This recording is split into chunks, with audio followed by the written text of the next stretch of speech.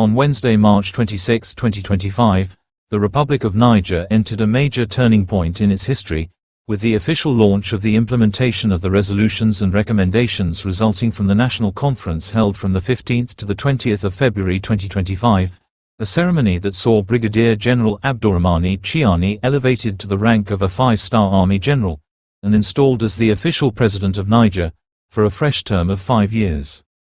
The historic event also saw the newly decorated Army General dissolve all political parties in Niger, and it started with his promulgation of the newly drafted and adopted Refoundation Charter as seen here. And it's now done.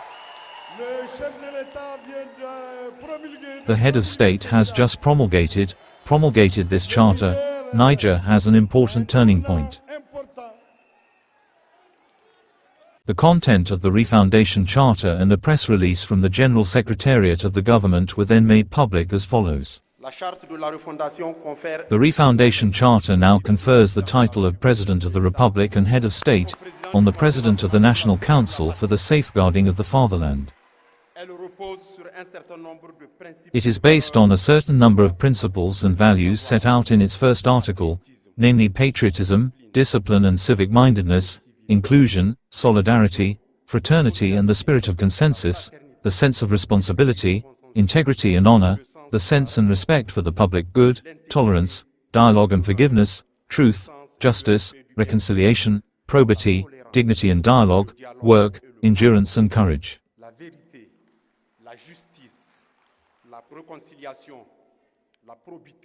The Refoundation Charter, it should be noted, now provides that the temporary or permanent presence of foreign forces on national territory is authorized by the President of the Republic, Head of State and Head of the Armed Forces, after prior consultation with the sovereign people by referendum.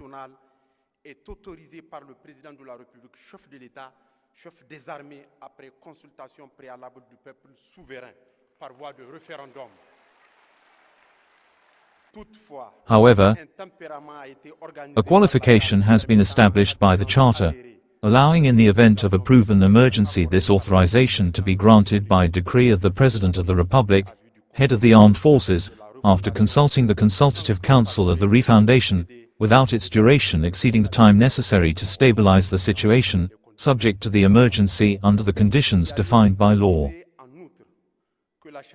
It should also be noted that the Charter has constitutional value, in that it now constitutes the fundamental law that must govern public powers during the period of the Refoundation.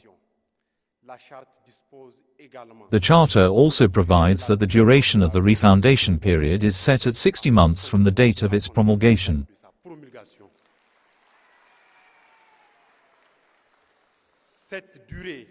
This duration is flexible depending on the security situation, the specifications of the Refoundation and the agenda of the Confederation of Sahel States.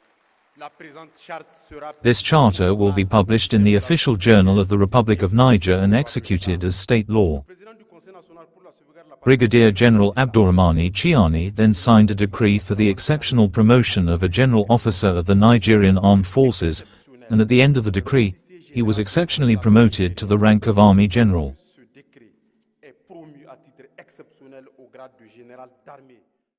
But before being ceremonially promoted, Brigadier General Abdourahamane Tchiani was decorated by the Grand Chancellor of the National Orders, retired Colonel Isaac Lobo,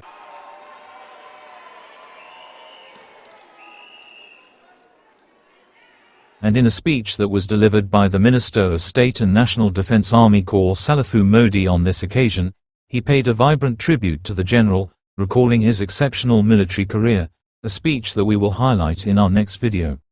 And when the time came for that highly anticipated ceremonial promotion of Brigadier General Abdourahamane Tchiani to the rank of Army General, which is the highest military distinction in Niger's military, the stripes were presented to him by the Army Corps Salifou Modi and retired Colonel Sena Amadou.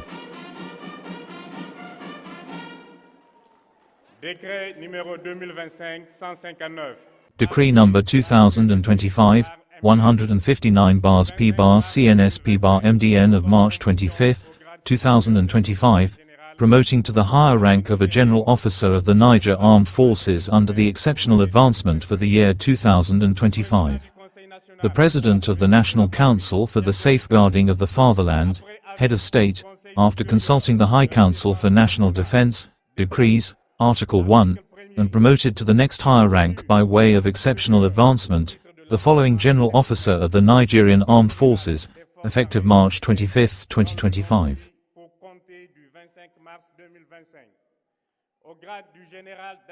To the rank of Army General, Brigadier General Abdourahamane Tchiani, registration number URA-SM.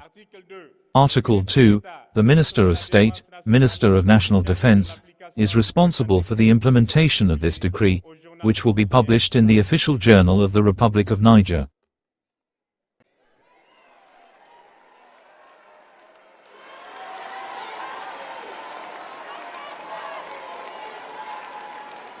The now President of the Republic, Head of State, Supreme Commander of the Armed Forces, Head of Administration, Grand Master of National Orders, Army General Abdourahamane Tchiani then proceeded to signing certain acts, the content of which was disclosed by the Secretary General of the Government. The President of the Republic, Head of State, Army General Abdourahamane Tchiani signed today, Wednesday, March 26, an ordinance relating to political parties. At the end of this order, the political parties are dissolved. This order will be published in the Official Gazette of the Republic of Niger and executed as state law. This is the second communiqué. The President of the Republic, Head of State, Army General Abdourahamane Tchiani orders the implementation of the recommendation here of the National Conference for Refoundation, relating to the release of certain accused or convicted persons, civilians and military personnel. To this end, the Minister of Justice and Human Rights, Keeper of the Seals, is instructed to take the necessary steps to implement this measure.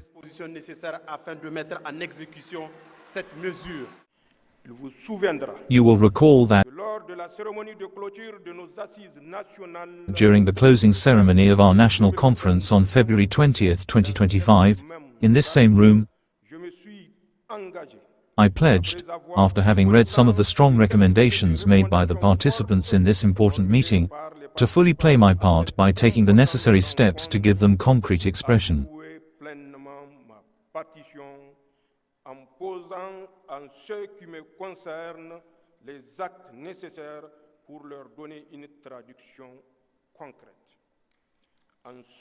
In this regard,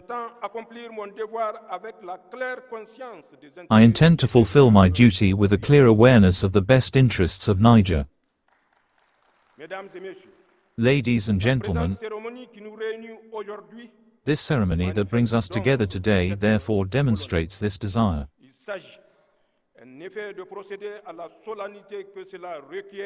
It is an effect of proceeding with the solemnity that this requires at the signing of the decree promulgating our Charter of Refoundation, coupled with the ceremony of my promotion to the rank of General d'Armes.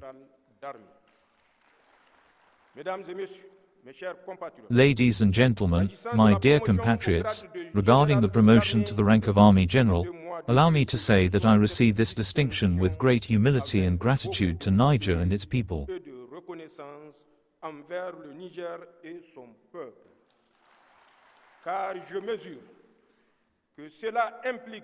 Because I realize that this implies not only responsibilities in our large family of defense and security forces, but also encouragement to persevere in the accomplishment of my mission in the service of Niger with the support of all Nigerians.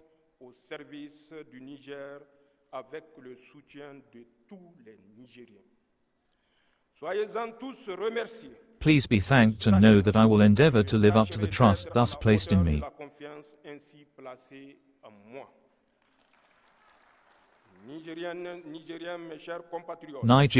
Nigerians, my dear compatriots, regarding the promulgation of our Refoundation Charter, we all measure the importance of this act which consecrates the culmination of a long, popular and inclusive process that began with my address to the nation on August 19, 2023.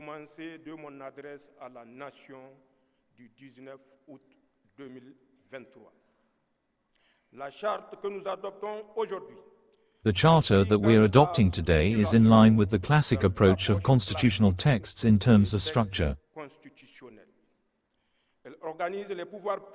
It organizes public powers and establishes the principles and values for the refoundation of our republic. But it is truly in its content that the Charter innovates.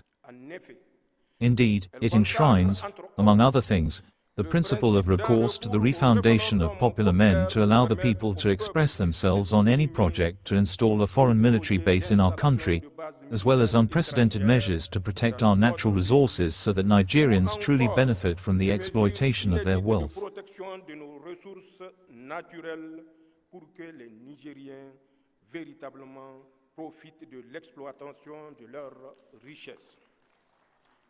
Finally, it makes room for patriotism, citizenship, and the protection of the general interest.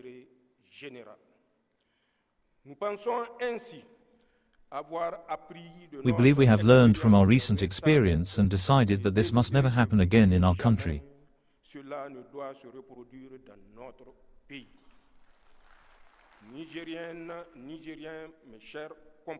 Nigerians, my dear compatriots, as you have well understood, this is truly a political and social impact that takes into account our realities and our legitimate aspirations for a new beginning, for a sovereign Niger, resolutely committed to its development.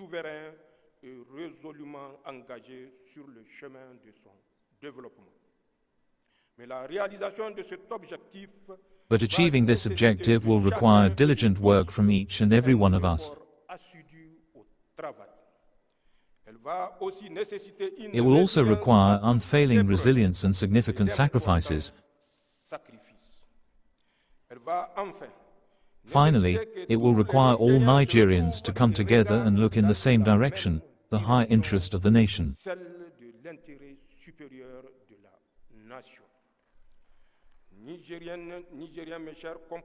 Nigerians, my dear compatriots, thus, during the submission of the final report of our meeting on Monday, March 10, 2025, I spoke of the need for Nigerians to forgive and forgive each other in order to rid ourselves of the hatred and resentment that are dragging the country down and preventing it from taking flight in the face of its problems.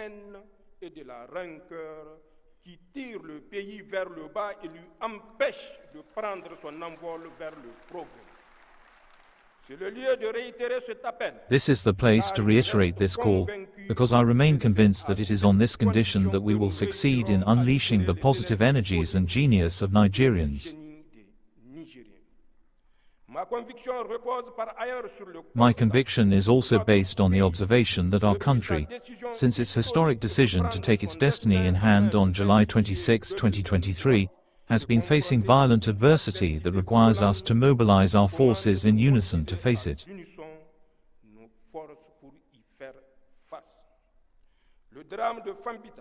The tragedy of, and I would like here to once again have a pious thought for our martyrs cowardly assassinated while they were fulfilling the period of Friday,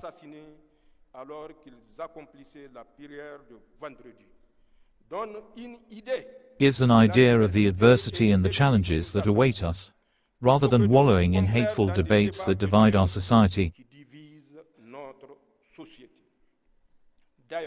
Moreover, it should be recalled, if necessary, that forgiveness and reconciliation are indeed part of the recommendations formulated by our conferences, but above all, of our religion, particularly in this blessed month of Ramadan.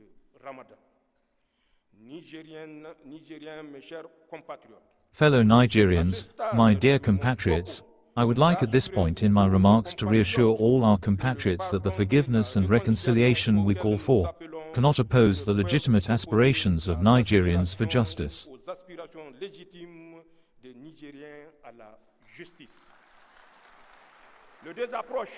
Rather, the two approaches are necessarily reconcilable. Indeed, our deep conviction is that there can be no true forgiveness and reconciliation without justice. Just as no human action could be enough to repair all the injustices suffered by the people of Niger as a result of our heroism, the mismanagement of the state, and the interference of certain foreign powers in our internal affairs, they will then certainly find in their faith in God the strength to overcome them. trouveront alors certainement dans leur foi en Dieu et notre projet commun les forces de les surmonter. Nigerians, my dear compatriots, for my part, I wish to reiterate my solemn commitment to always work for forgiveness and reconciliation between Nigerians, for national unity, for justice and accountability, in the management of public affairs.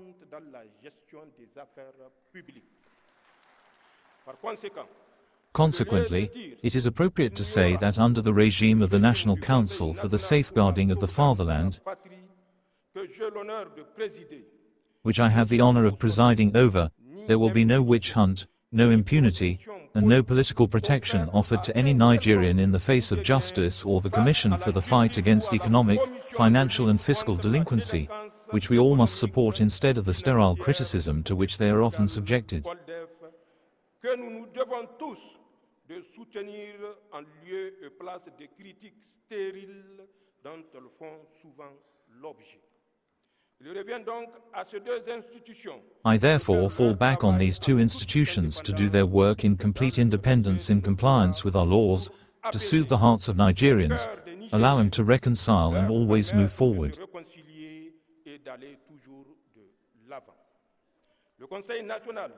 The National Council for the Safeguarding of the Fatherland and its government will work in this direction. They are at the service of Niger and Nigerians and will remain so, inshallah. Nigerians, my dear compatriots, at the end of my speech, I would like once again to congratulate the committee responsible for leading the work of the conference, all the participants in the conference, as well as all those who contributed in one way or another to its successful holding. This is also the place to pay a vibrant tribute to the people of Niger for their resilience and patriotic commitment, and to all our defense and security forces for their professionalism and sense of sacrifice so that Niger may live eternally.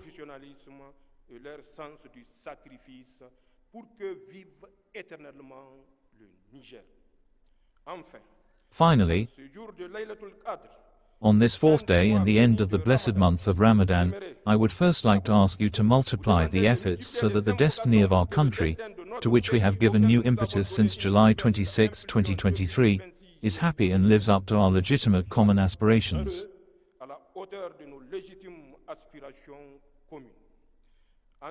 Then, in anticipation, I wish a happy Eid el-Fitr to all Nigerians and all our fellow citizens of the AES Confederation.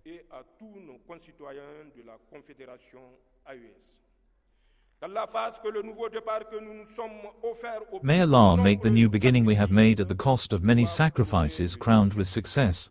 Friends, long live the Refoundation, long live Niger, long live the AES Confederation. Thank you.